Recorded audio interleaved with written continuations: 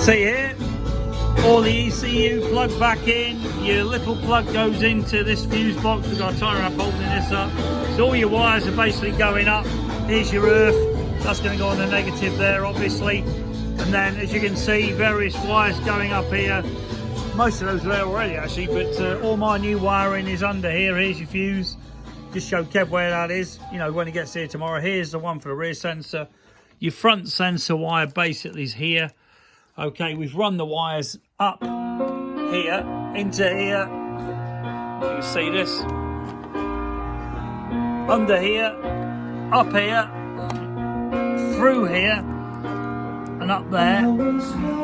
Bit hard to see. Let's do it from this side. So basically the wires are coming up here through this hole they're supposed to.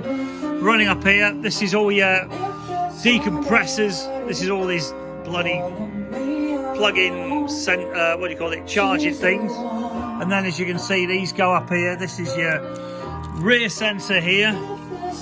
This will obviously be stowed away when we've connected it up, all the excess taken away, possibly shoved up back in here.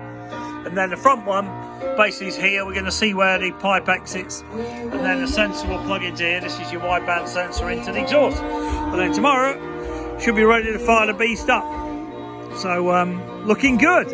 Just basically bodywork to put back on. We want to get it all fired up, run it with a primary off just to check there's no nasty noises or anything. Seems well tensioned up, pretty cool. It's automatic tensioner thing.